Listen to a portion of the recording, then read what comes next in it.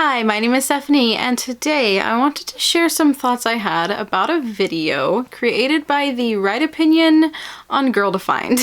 Now, if you're not familiar with who the Right Opinion is, well, it's actually a YouTube channel that kind of does a commentary style of video on things, but they usually do a pretty good deep dive.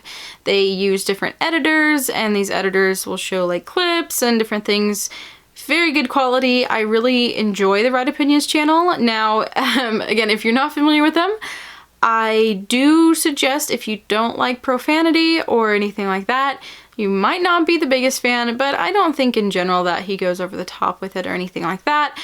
Just, you know, a few things here and there. So just a heads up for you guys, since I am aware of the fact that this is a Christian channel. Either way, he did a video on Girl Defined titled How Two Girls Became YouTube's Greatest Punchline, Girl Defined. Now, I was quite excited to see this video because I had noticed how many mainstream commentary and just random channels had started picking up the Girl Defined channel and ripping it apart as a joke, and it was just really kind of almost a mainstream thing as they kind of suggested the YouTube's greatest punchline or whatever, you know. Fantastical, the titles and all. It was really cool to see that someone who is not Christian actually coming to look as, you know, objectively as possible at the situation and see maybe why this phenomenon is happening. So I was very excited to be able to watch it. I did enjoy it, but there were some things that he brought up in this video that got me to thinking. So here are just some thoughts from the Christian perspective. He points out that in some of their videos, Girl Defined doesn't state their premise that Christianity is at opposition with culture instead of being part of culture, if that makes sense, or religion not being culture. And also, of course, their belief in Christianity that God exists and they believe in him and such like that. And with that they are seeing God or Christianity as a remedy to the perceived societal ills. So this concept was kind of like, for a few minutes.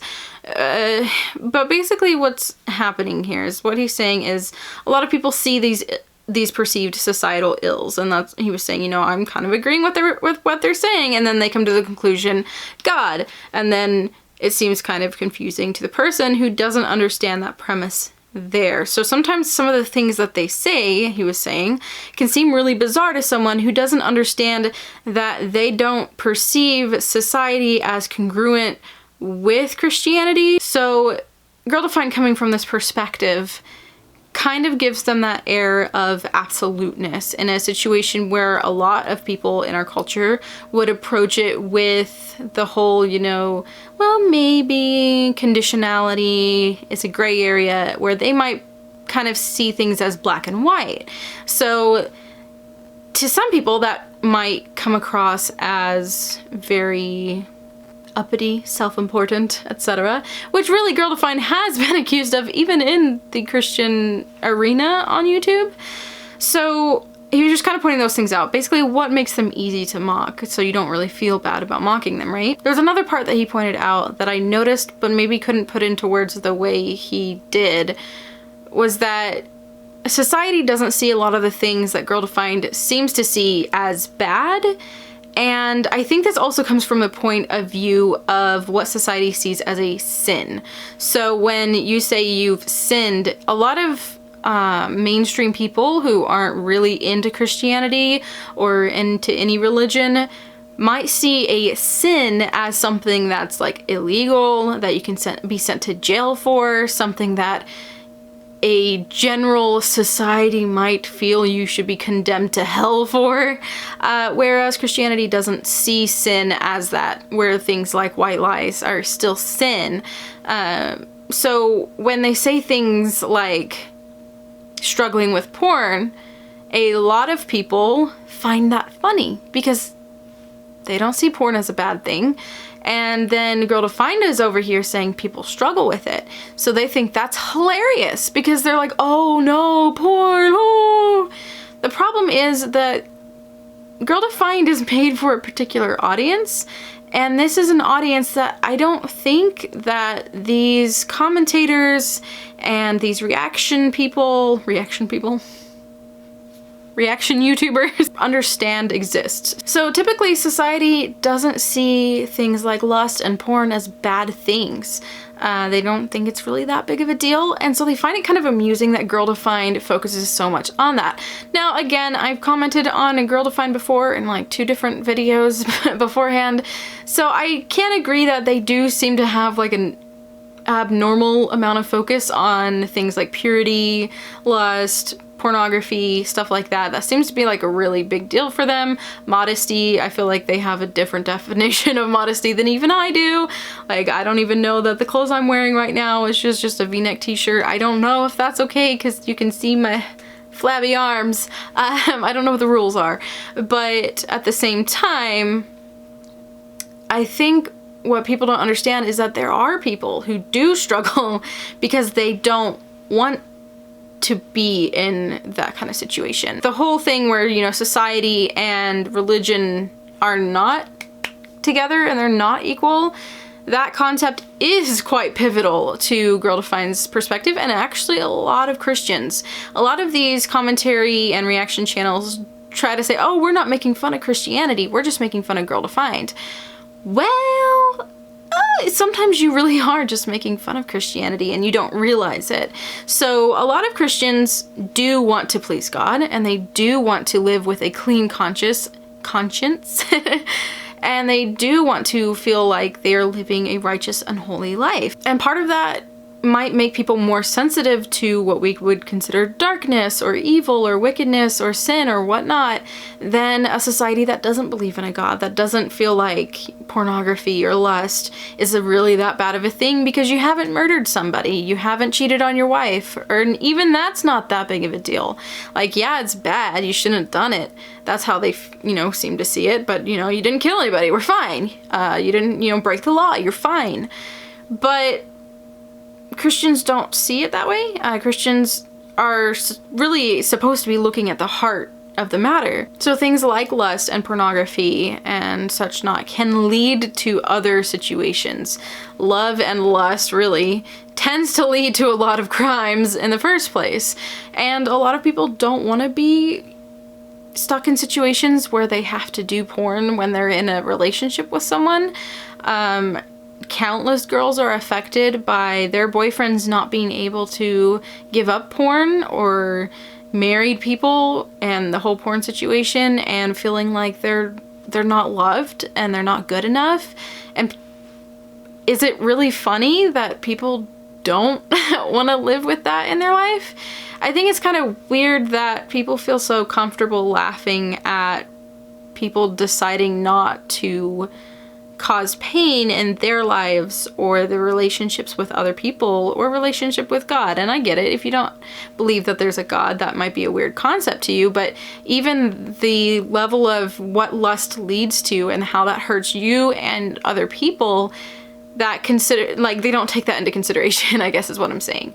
So from our perspective, where the world is like, whatever, pornography, haha, that's what the boys do, and oh, girls can do it too, ha ha ha. You know, oh, well, no, I'm lusting after a woman, Yet they wonder why men do awful things, and they're like, oh no, men are horrible. Well, no, men aren't horrible. Men lusting and acting on those lusts is horrible, but that doesn't mean like all men or all women are good or bad. Like, you see how that becomes intricate? So when Girl Defined seems to treat things as black and white, or seems to give certain sins like this big spotlight that the world doesn't typically understand, it does seem like, oh, they're like hyper religious and they think like this person that I don't think is that bad is bad. He also touched upon the idea of them presenting Christianity or being a godly woman or whatever. Well, they present it as being radical, and he was like, well, not really, because when people think of being radical and rebellious, they usually tend to go against the things that are considered good, and that's true. The thing is, the way our world is going, the point that they're trying to make, and a lot of Christians try to make, is that it is kind of counterculture at this point to do things that are pure, to do things that are considered more holy, that have more restraint. You know, he was joking like, oh no, restraint, how, you know, rebellious is that? Or how radical is that idea?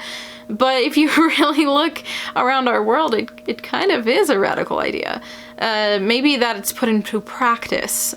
I think a lot of people think it's a great idea, but not a lot of people practice it.